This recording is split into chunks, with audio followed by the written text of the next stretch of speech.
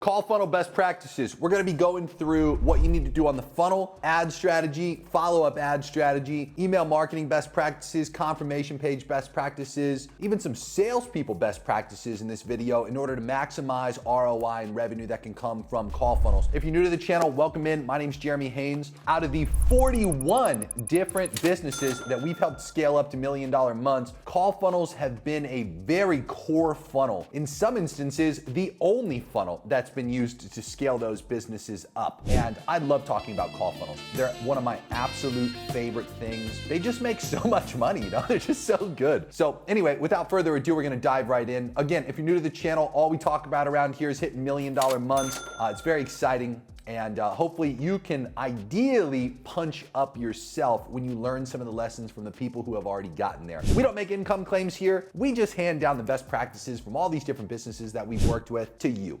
Again, if you're already a subscriber, welcome back. This one should be a banger. Okay, so call funnels. Let's get started with the ads themselves. So one thing that we've noticed is talking head ads, which is just like what you're experiencing right now. Somebody sitting down, talking to the camera and walking through a very standard set of direct response ads can work phenomenal at getting people to book calls. The issue is you don't want the wrong types of people coming through the funnels. We have an entire video on this channel dedicated to what we call pixel conditioning best practices, which I would absolutely encourage that you watch thoroughly. Don't skip around in it. Watch the entirety of that video because it talks about the importance of sending back the right people and never allowing the wrong people to come through. And there's many different ways you can go about doing that. This specific video has all of the current best practices that we are implementing literally right now into call funnels to get them to work. So let's talk about the funnel itself. They are still as simple as what we've historically ran them.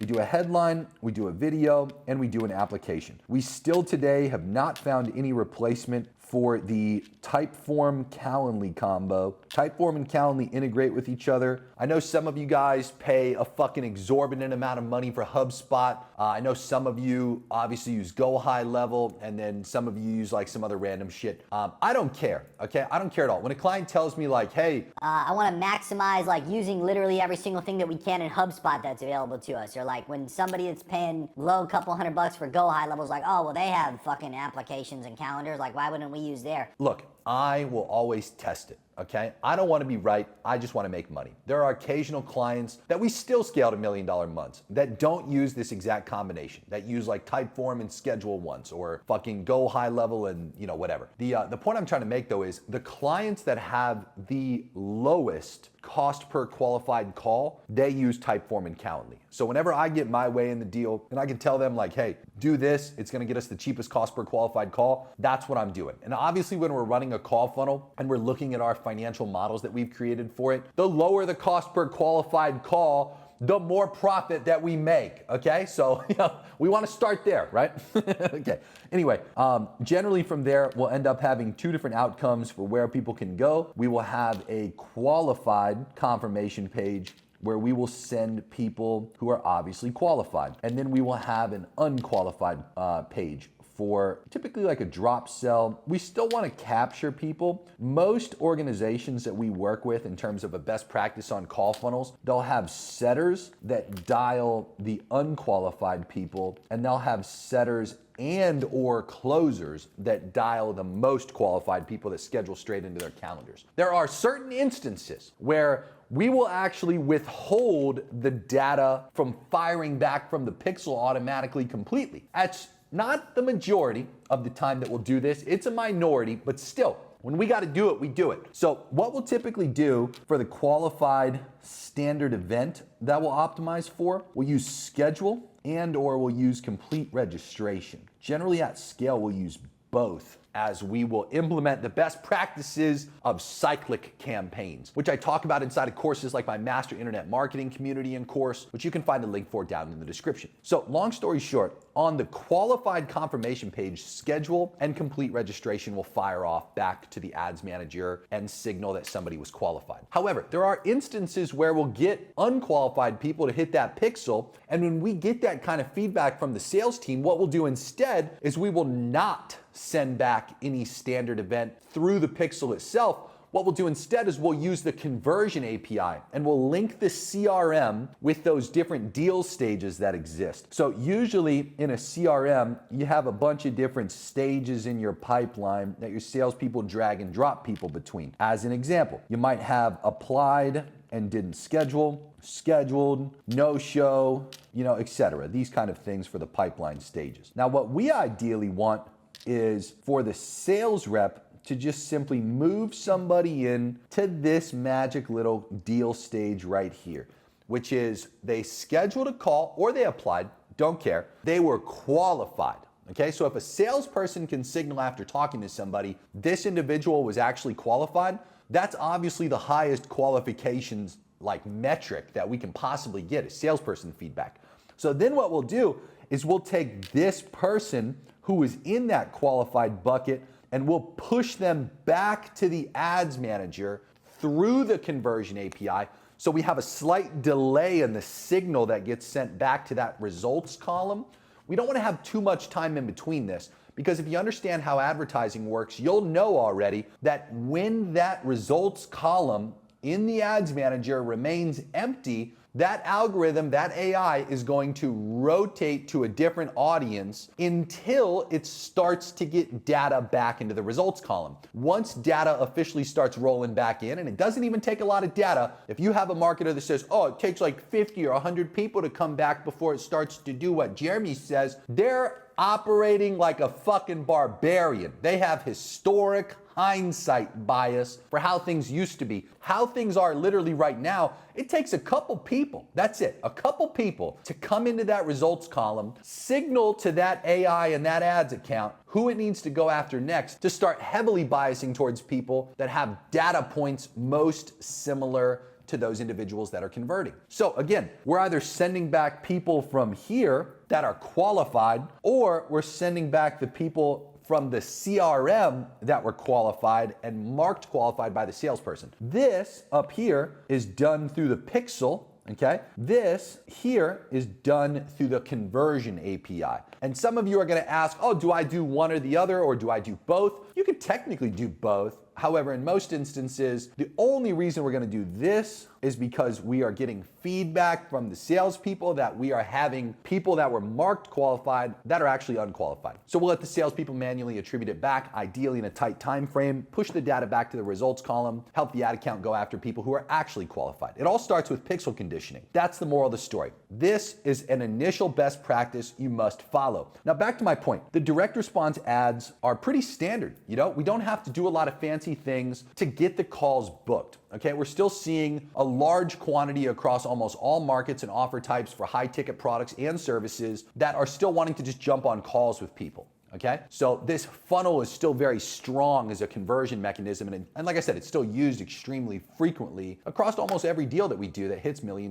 months. Okay, here's the thing though, most people make pretty shitty direct response ads that have awful messaging inside of it that attract a lower quality person. So the biggest thing that you're going to consistently see as a theme throughout this video and hear as a theme throughout this video is that you're dealing with unqualified people, and that obviously holds back the ROAS and the potential of scaling up this funnel to the big $1 million months. You have to handle quality, okay? So messaging ends up being one of those massive levers in terms of this is going to get more qualified people through the door if executed successfully. So one of the most common ways that I get exposed to unqualified or bad messaging direct response ads is through the people who initially join into my Inner Circle offer. So in the Inner Circle, we do twice a month one-on-one calls, weekly group calls, quarterly in-person masterminds in the group chat full of rich people trying to get richer. And we also do this thing in the Inner Circle where typically every Tuesday I'll sit down and I do this thing called the Marketing Funnel, Marketing Automation, and Ads Review, where all the Inner Circle members have the ability to submit their information into a document, which I will then review on a Tuesday. And I'll sit down right here and I'll film a video just going through their funnel, going through their ads, and going through their marketing automation. And it's always the people who just join that don't implement these best practices we're talking about yet that make these mistakes the most. A great example of this, there was a guy recently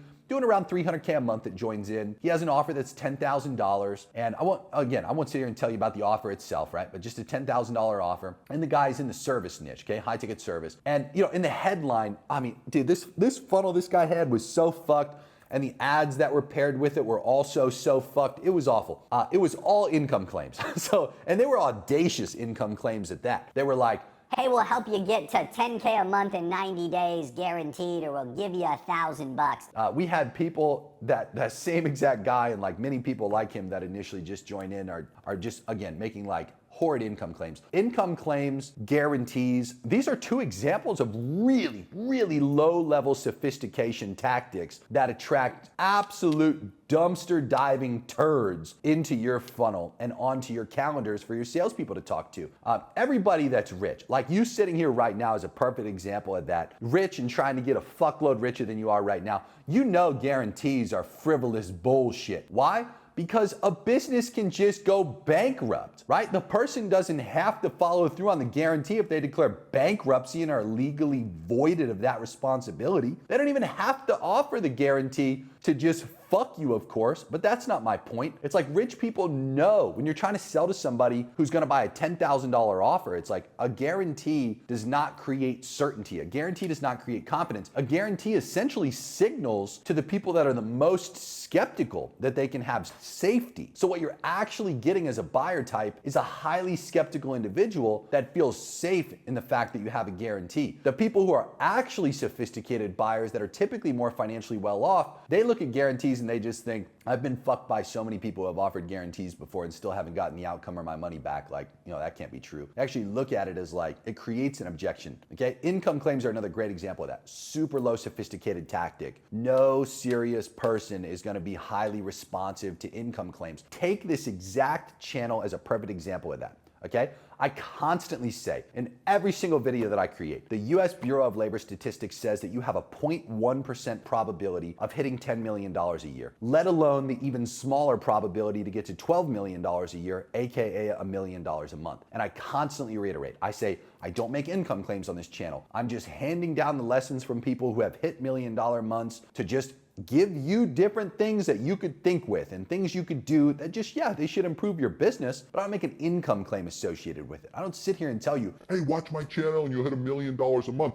I do the exact opposite of that, okay? Why does that attract a higher quality person? We get people all the time, routinely, that come through our funnels, already our exact buyer demographic that we seek, doing a couple $100,000 a month, meeting our minimum thresholds to buy our different offers. We have guys that come through our funnels that already do $1 million a month, that are trying to tack on the next $1 million a month. Why? Because I'm actually honest with them. I set a realistic expectation. I tell you the truth. Okay? Does that negate the fact that you likely still with the utmost certainty believe it to be possible for you to hit $1 million months? You see what I'm saying? I don't need to tell you, oh dude, we're gonna offer a guarantee to do something that has a 0.1% probability, less than that. It's like, no dude, I tell you the realistic expectation. I can't guarantee the work you need to do with the shit I tell you to go do. I can't guarantee your consumption to go through the fuckload of material that I can provide to you, but what I can do is provide it to you. That's what I can guarantee. I can guarantee I'll give you the sauce, but I can't guarantee you'll do shit with it. You get what I'm saying? That creates an opportunity for a more sophisticated buyer who's much more financially well off to be responsive to it. So anyway, the point I'm trying to make, messaging, okay? Messaging is one of the #1 things that creates huge discrepancies right off the bat. And that exact example I was providing to you prior to talking about my inner circle example, where I'm talking about the guy saying, oh dude, we can get you to 10K a month in 90 days. We guarantee it. We'll give you $1,000 if we don't. It's like, the guy then follows up by saying, oh, and I've sold $100 million in product. how much of a fucking skeptic do you want to make people before they even touch the funnel? All of what I just said was said in the ads and then reiterated in the funnel. It was insane. It was insane. And thank God they actually listened to what I'm saying. They immediately started seeing better quality people come through their funnel, implementing everything we're going to talk about in this video. But like one of the things that they bitched about when they first joined in was, oh, they have like a 30-something% show rate and they're getting nothing but turds on their calendar. And then they're shocked why. You see? So again, point being, messaging changes, okay? Things like saying, oh, I've done $100 million. Nobody fucking believes that. And if they do believe it, they're asking themselves a question right after, well, why are you trying to help me hit $10,000 a month then? You see, don't create objections for people.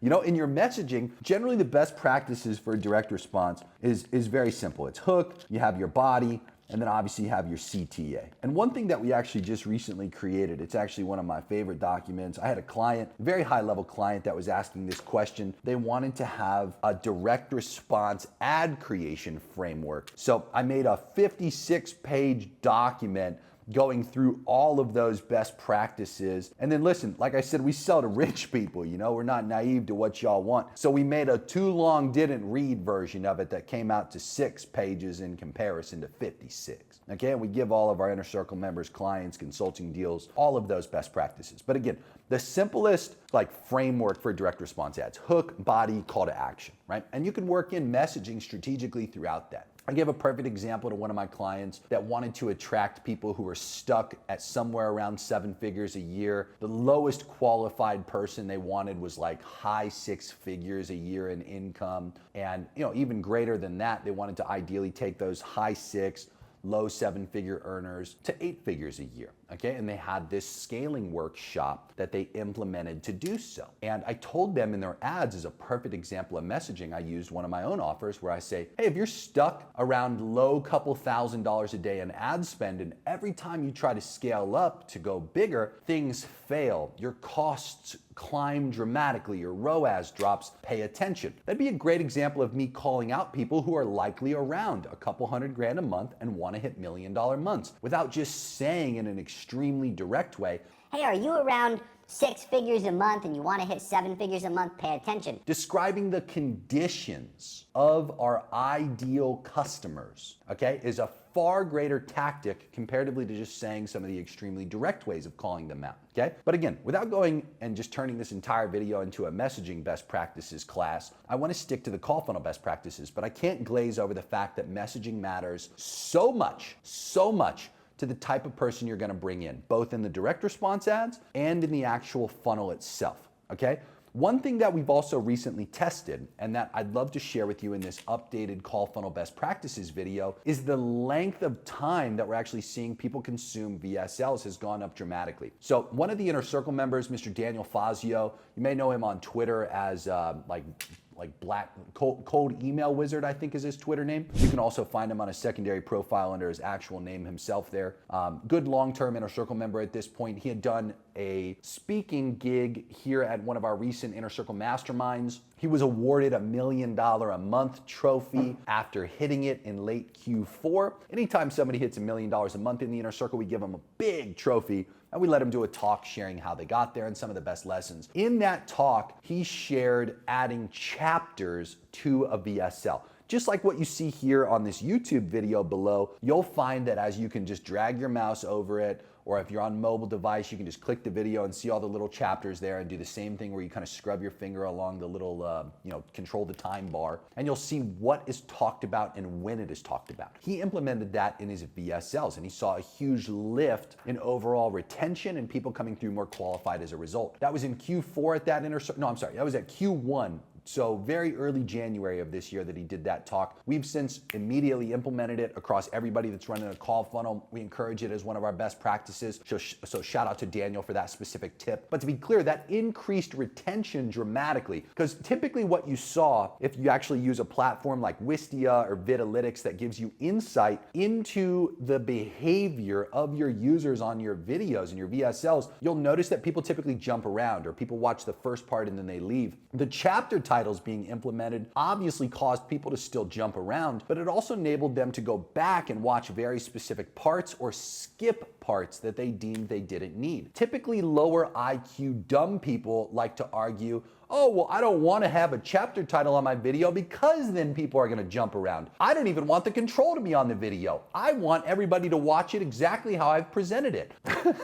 Okay, anyway, I won't sit here and call you dumb, but that is a stupid argument, okay? Because in reality, that's just not how humans behave, okay? When somebody thinks that something's for them, they're gonna just go apply and go through the funnel.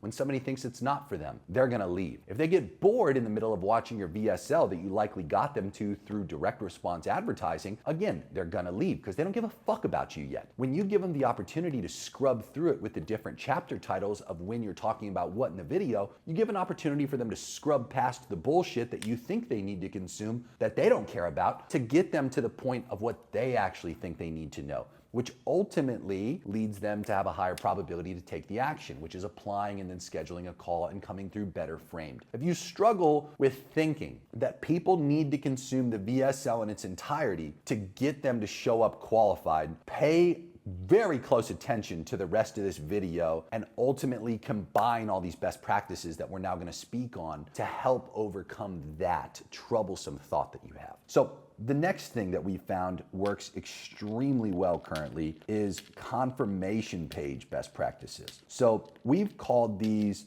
the due diligence best practices recently, where we've really stepped up helping people do their research prior to getting onto a call. So typically on a confirmation page, okay, if we just treat this like a giant confirmation page here, we'll typically have some type of like confirmation based headline, like just demonstrating to them like, hey, you know, your call's booked. And once we get past that part, we generally have a few things on the page. So we have a video here. This video typically has a video thumbnail, as every single VSL you ever have should. This will also have those chapter titles that we discussed from that tip that Daniel provided.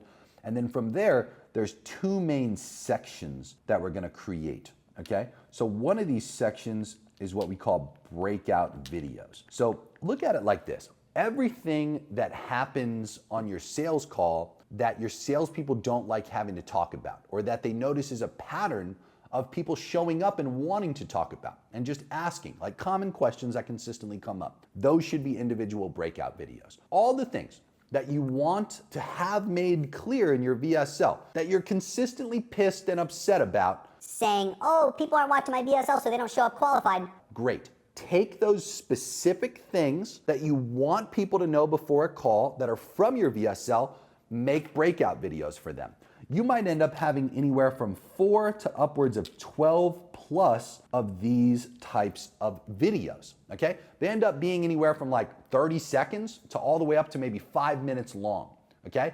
In addition to the things that the salespeople have coming up and the things you want made clear before they show up to the call from the VSL, you also typically want to handle things like objections, expectations, and some of those 4 quadrants that we've talked about routinely from my Hammer Them content strategy. We have entire videos on this channel dedicated to the Hammer Them sequence, and we'll also talk about it lightly here in a moment.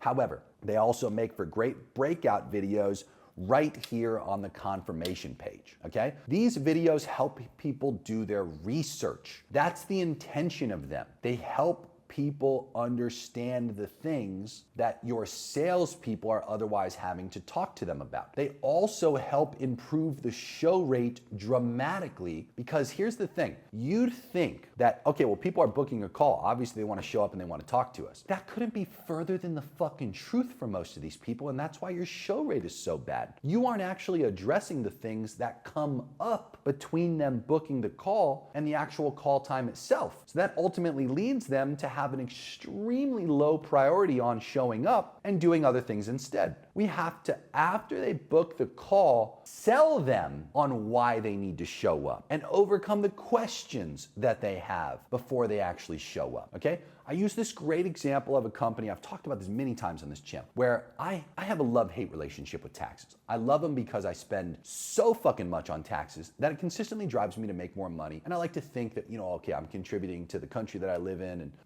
like I said, I love them from that perspective. I don't love them at all because it costs me so much money, and a lot of the things that have recently come out that my country spends money on really pisses me off. Okay, I digress though. I saw an ad, company from Dubai said, hey, we can create a corporation for you here in Dubai. You can flow all of your income through that corporation and establish residency here and have a bank account here. We'll set it all up for you, done for you service, and that'll offshore your profits, so therefore you'll zero out your income and therefore you'll zero out your taxes owed in the good old country you're from. I saw that ad and I was like, yeah, that's for me, fuck yeah. I book a call. It was 9 days out from the time I booked the call, which is extreme anyway. That has a dramatically high probability of getting a really low show rate just based on how far they booked me out. But whatever. Okay, once I booked a call, it opens a cycle, okay? It opens a cycle of like something I'm now anticipating I have to talk about in the future, which makes me want to do research on it to see if it's worth my time or not, okay? Or if I don't do any research on it, by the time the call comes around, I just think to myself, well, do I got more important things to do that day? Yeah, okay, great, I'm gonna do those instead. So it's really one of those two situations. Either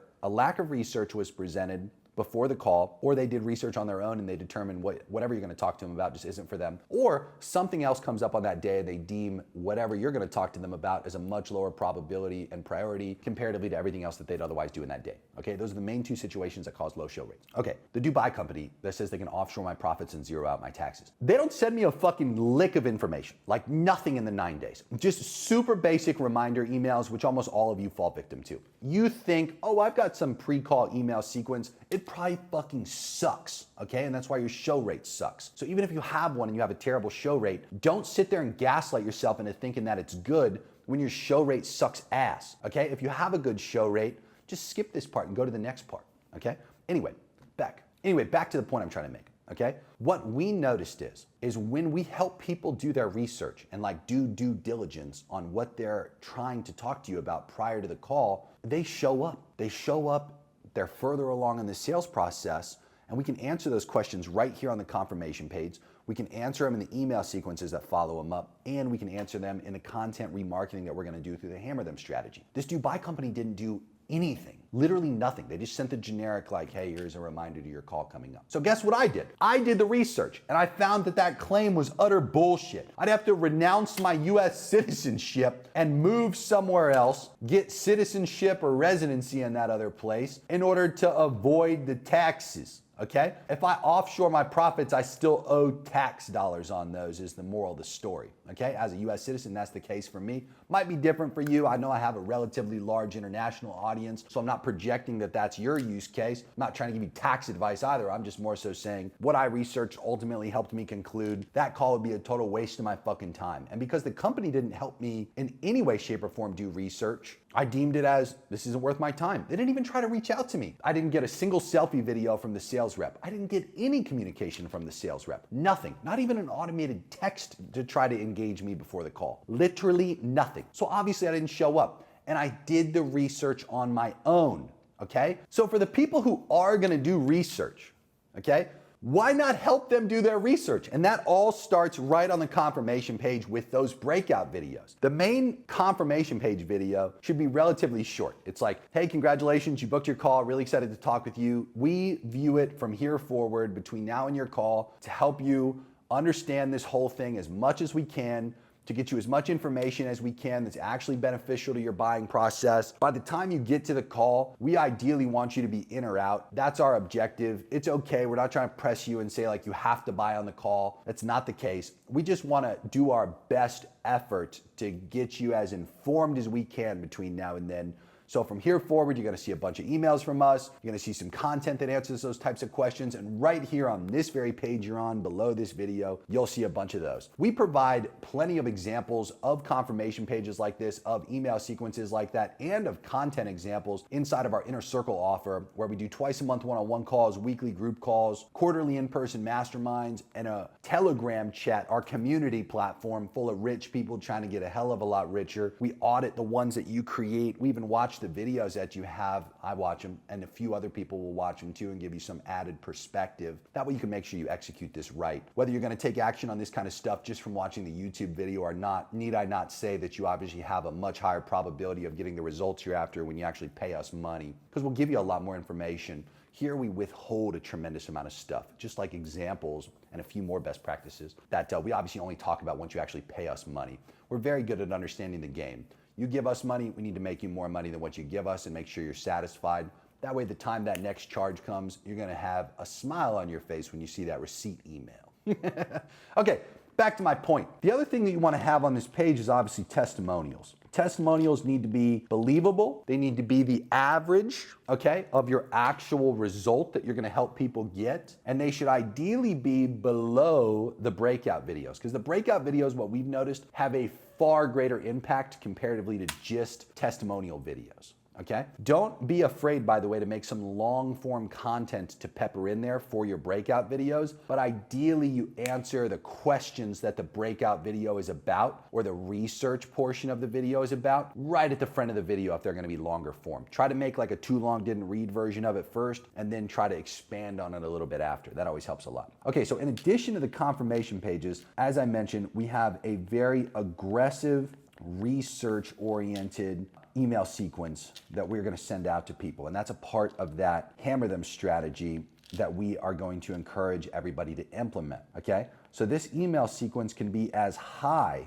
give or take your audience, of about 6 emails a day. Keep in mind, that would be 18 total emails, assuming that you have a 72-hour duration of time between the person booking and the person showing up. One thing I want to comment on that is a current call funnel best practice is potentially intentionally spacing out the amount of time between a call booking and the time of the call itself. Instead of just allowing people to book within a day, sometimes allowing them to book 2 days or 3 days out can be the most ideal booking window. That way you can get a lot of this information off prior to the call. If you consistently get salespeople that say things like, oh, the leads are unqualified, first of all, try to get a lot more articulate feedback from your sales team. End of day reports, true articulate feedback can be extremely powerful for what it enables you to do as an organization, implementing call funnels and trying to scale them up, okay? Some good feedback that we've typically gotten from salespeople when we don't implement all these best practices is that people just feel too early in the sales process on certain offers. If you're targeting like a really in-market demographic and those people are already very far along and just ready to buy, that's tremendous. You don't have to do a lot of these best practices. You can get away with that. If you're targeting people and you find yourself having to,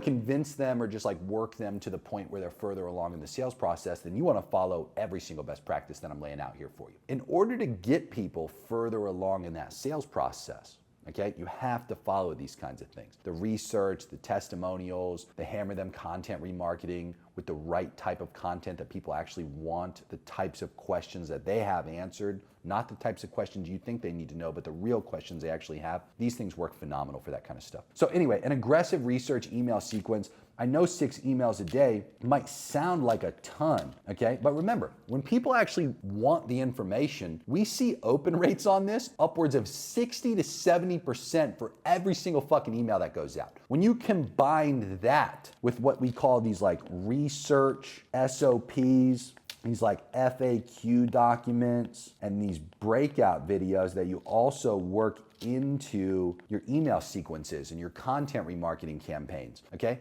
These become incredibly valuable that also ultimately get consumed a lot prior to the call. Same exact logic I provided for the confirmation page breakout videos, just repurposed here inside of your actual email sequence, okay? Now, in addition to all of that, we have the hammer them strategy.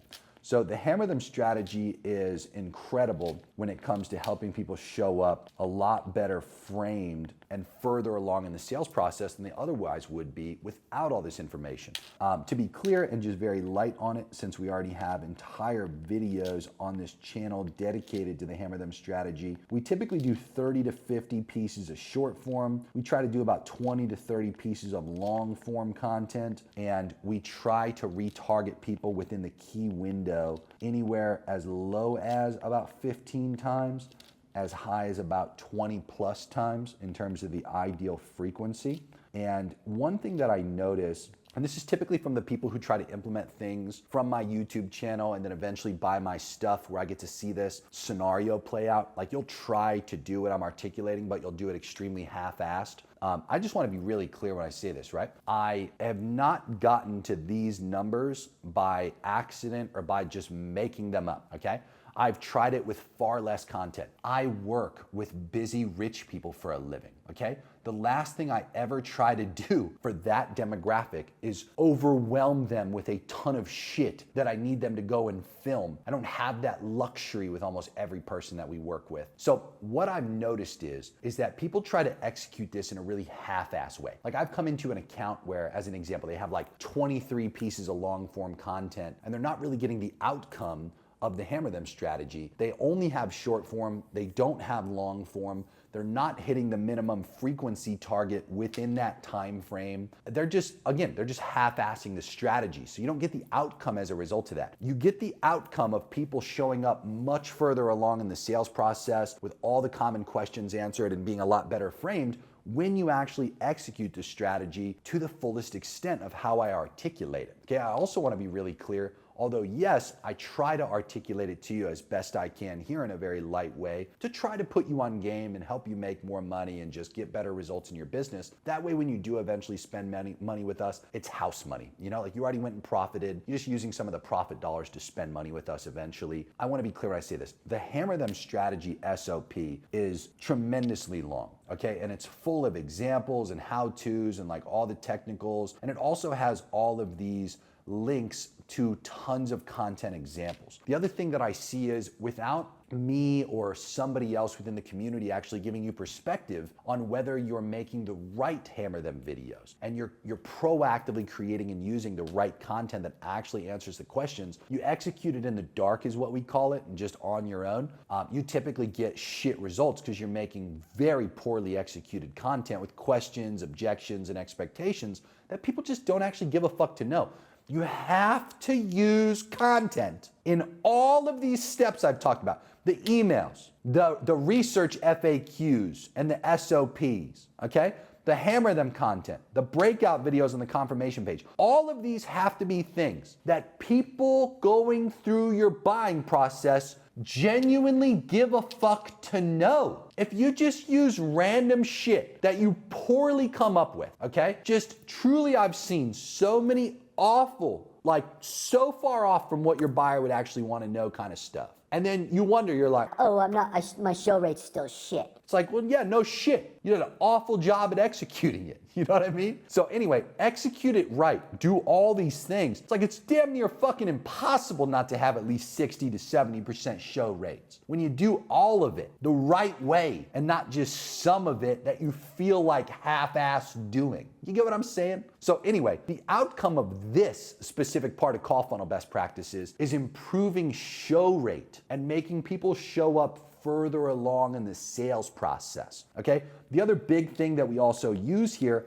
is what we refer to as trust assets and sales assets, okay? So these two things, same thing, I have entire videos on this channel dedicated to just these two topics. And in the video, I talk at length about a capital raise client that we have, where they had plenty of very financially qualified, accredited investors showing up to their sales calls that just had a lot of very honest and real questions that needed answered. And every time these types of questions would come up, this specific organization, this client, they would proactively make new trust assets. So like as an example of one of the sophisticated questions that that demographic would have, people would show up and they'd be like, hey, can you show me of the last like 2 years worth of deals you've done, what the amount invested has been, what the time has been that has gone by, what the amount of cash, whether it's cash on cash return, whether it's like equity that they rolled into the next deal, whether it's like month on month cash flow they've generated, like how much is an average investor put in?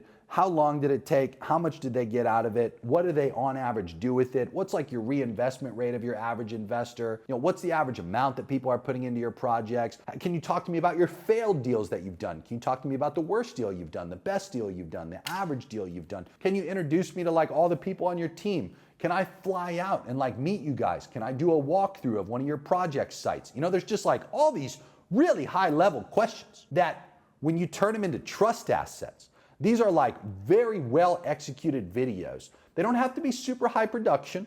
They don't even have to be this good. They just have to be like a loom going through the actual data of what people want to know. When people are saying like, oh, I want to go visit a project site, it's like, well, guess what? This specific business, every time they would visit a project site, they would just do a fucking walkthrough video and they would show people all kinds of different stages of projects because they constantly go around to the different projects they have. Both completed ones, both the in development ones, and the ones where they just have a fucking plot of land and are going through the permitting process. This specific organization started putting on little microphones and walking into the local municipalities for the permits that they needed approved, and would have like GCs and all the subcontractors on the property doing walkthroughs and, you know, articulating like walking through fucking blueprint plans with architects and designers and things like this, going through the materials that they'd purchase, where they'd buy them from, whether those things were going to be impacted by things like tariffs now that we're in this current economy, you know? It's like there's all kinds of shit that they made, and we call those trust assets and sales assets, okay? And for different organizations, obviously those look completely different, but my point being is like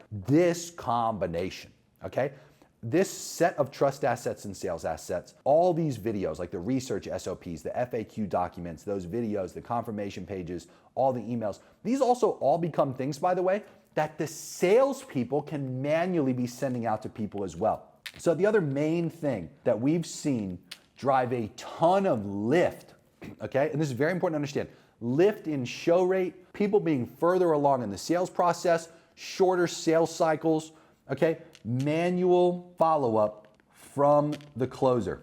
With information like this, okay, I constantly tell clients, I constantly tell Inner Circle members, I constantly tell students in our course community, one of the number one influences of show rate and people being further along in the sales process is a salesperson successfully establishing communication pre-call, okay? That doesn't mean an hour before the call. That means as soon as the call gets assigned to them, ideally within those first few hours max, there's a real human being, not a fucking automated bot from a green text, not one of those new fucking blue text softwares that's still using a not real person's phone number. A salesperson from an iPhone texting the lead before the call has the highest delivery rate straight to where the person pays attention to the most, their text message inbox. And even greater than that, they send a selfie video, okay? Huge impacts on show rate and how far along people are in the sales process by a salesperson establishing communication prior to the call. These people should obviously look trustworthy,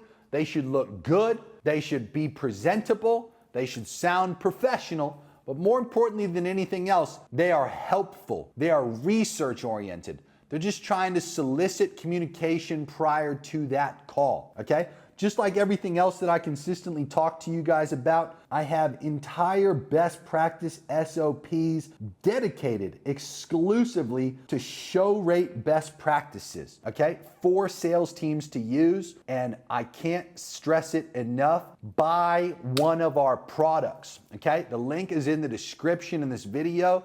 You have offers like our Inner Circle offer, which are for rich people trying to get a hell of a lot richer, and for Master Internet Marketing members who would like to join in as either training their staff or training themselves on all the best practices from a digital marketing perspective that we've learned over the years. Both have extensive libraries, dense amounts of information, access to all the SOPs we've created, and in addition to that, access to Jeremy AI, the ability to ask and get answers whenever you want in either video calls, voice calls, or written with you messaging it. People have used it for ad ideas, writing ad copy, writing landing page copy, creating webinars, creating VSL scripts, just talking to it about understanding the course material. It is not one of those frivolous surface level bullshit AI offers. It is extremely valuable, trained on a decade of every single, it is trained on over 4 million data points, just to put it in perspective, for how much information and training material exclusively from me we've uploaded into it. It's not some fucking ChatGPT wrapper or Claude wrapper. It is Jeremy AI. The development, the function, the benefit, the outcomes it's helped with are wide. It is very, very beneficial to organizations from what we've seen at all income ranges. And we include those in all of our offers. Again, there's links in the description for both of these opportunities, and I would actively encourage you jump into them. They'll be a lot more helpful than the YouTube videos that you're currently consuming. And think about it like this, the YouTube videos have been extremely helpful. I'm not one of those people that says, oh, I don't have anything to sell you. I've got a ton of shit to sell you. I would love for you to spend money with us. That's why I like to make these YouTube videos. And here's the craziest part. You won't even understand this until you're eventually in the paid product of your choice. I withhold damn near 90%. I could talk about this exact same video in length to the Inner Circle members or in the Master Internet Marketing group, and I add 90% more to it with examples and all kinds of additional insight that I'll never provide for you here on YouTube, but you'll still obviously get a ton of perspective here on this channel that you don't get from anywhere else. Other people charge you for this level of information I'm giving you. I'm telling you as transparent as I can that this is 10% of the shit that I can teach and talk to you about. Think about that. Go down into the description, pick a link of your choice, and check out my offers and opportunities that might be best for you, because you need them. You need them. So anyway, call funnel best practices, okay? We have this combination of all of these things we've talked about so far, okay? And you must do all of them, not some of them, all of them, in order to really maximize show rate. People showing up on the calls much further along comparatively to what they will be without these best practices. And you have to understand, it continues on from here, my friend. We have all the post-call best practices. In addition to that, we have sales training for the calls itself, but hey, I got shit to do and you got shit to do too. Pick a link in the description for which product's gonna be best for you. I look forward to helping you a lot more than I've done here just in this video. I hope if you've gotten value that you're gonna subscribe to the channel and check out some of my other videos. Again, everything that we talk about on the channel is passing down lessons from the $1 million a month earners that we've worked with and helped get there, and just passing them down in little bite-sized lessons like this to you. Looking forward to helping you get richer, and talk soon.